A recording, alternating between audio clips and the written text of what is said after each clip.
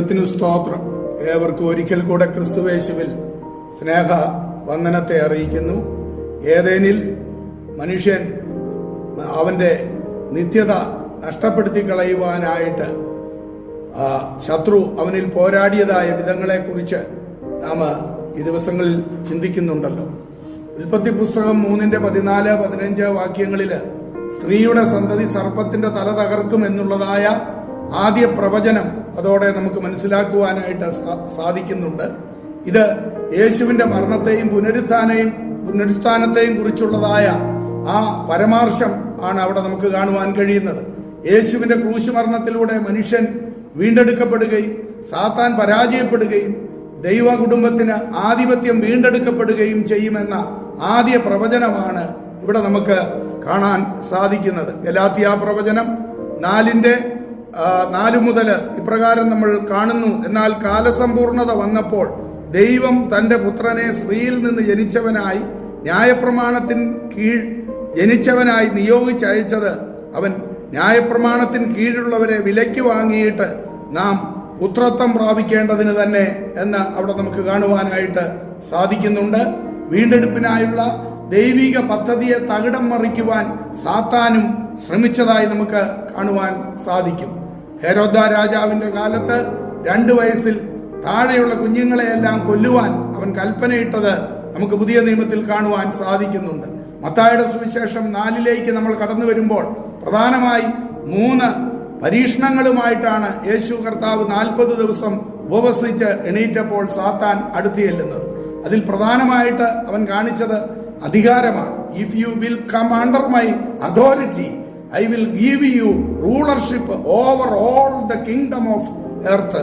അഥവാ അവനെ ഒന്ന് വീണ് നമസ്കരിച്ചാല് ആ എല്ലാ അധികാരങ്ങളും അവൻ കർത്താവിന് കൊടുക്കാം എന്ന് പറഞ്ഞാണ് അവൻ സമീപിക്കുന്നതായിട്ട് നമുക്കിവിടെ കാണുവാനായിട്ട് കഴിയുന്നത്.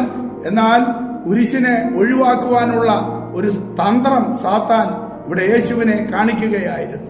400 സംവത്സരം മിസ്രയീമിൽ അടിമകളായിരുന്ന ഇസ്രായേലിനെ വിടുവിക്കുവാൻ ദൈവം ആഗ്രഹിച്ചപ്പോൾ ഫറവോന്റെ മേലും പിശാച് സ്വാധീനം ചെലുത്തുകയും ഇസ്രായേലിലെ ആൺകുഞ്ഞുങ്ങളെയെല്ലാം കൊന്നൊടുക്കുന്നതിനായി പ്രേരിപ്പിച്ചതും നമുക്ക് കാണുവാനായിട്ട് സാധിക്കും.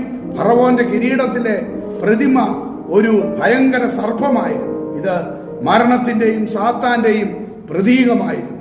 പുറപ്പാട് പുസ്തകം 12:23 നമ്മൾ കടന്നു വരുമ്പോൾ അവിടെ നമുക്ക് ഇപ്രകാരമാണ് കാണുവാനായിട്ട് കഴിയുന്നത്. യഹോവ മിസ്രയീമ്യരെ ദണ്ഡിപ്പിക്കേണ്ടതിന് കടന്നു വരും. എന്നാൽ കുറുമ്പടിമേലും കട്ടളക്കാൽ 2 രക്തം കാണുമ്പോൾ യഹോവ വാതിൽ ഒഴിഞ്ഞ് കടന്നുപോകും എന്ന് അവിടെ നമുക്ക് കാണുവാൻ കഴിയുന്നുണ്ട്. അഥവാ അവിടെ പുരട്ടിയതായ ആ കുഞ്ഞാടിനെ അറുത്ത് പുരട്ടിയതായ ആ രക്തം കാൽവറിയിൽ യേശു ക്രിസ്തു ചിന്തിയ രക്തത്തിന് നിഴലായിരുന്നു എന്ന് നമുക്ക് മനസ്സിലാക്കുവാനായിട്ട് സാധിക്കും.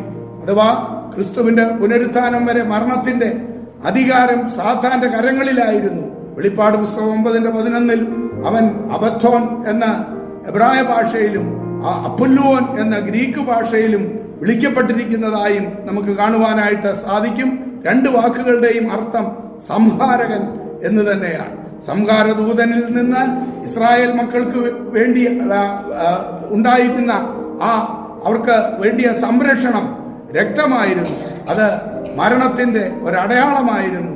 അത് ജീവനിലേക്ക് നമ്മുടെ വാതിലും ആയിരുന്നു എന്ന് നമുക്ക് കാണുവാൻ കഴിയും. അങ്ങനെ ആ കട്ടളപ്പടിമേലും കുറുമ്പടിമേലും ഉരട്ടി ആ വാതിലിനകത്തിരുന്ന അവര് രക്ഷപ്രാപിപ്പാൻ ഇടയായി.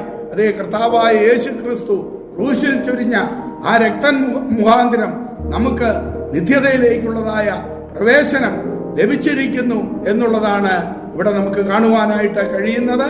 അതെ, ആ രക്തത്തിന്റെ വീണ്ടെടുപ്പ് വില മനസ്സിലാക്കിക്കൊണ്ട് നമ്മുടെ ക്രിസ്തീയ ജീവിതം മുൻപോട്ട് കൊണ്ടുപോകുവാൻ ഇടയായി തീരട്ടെ. ആകാശം മാറും, ഭൂതലവും മാറും, ആദിമുതൽക്കേ മാറാതുള്ളത് നിൻ വചനം മാത്രം.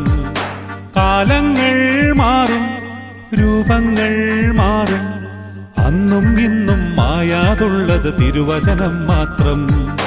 വചനത്തിന്റെ വിത്ത് വിതയ്ക്കാൻ പോകാം, സ്നേഹത്തിന്റെ കതിരുകൾ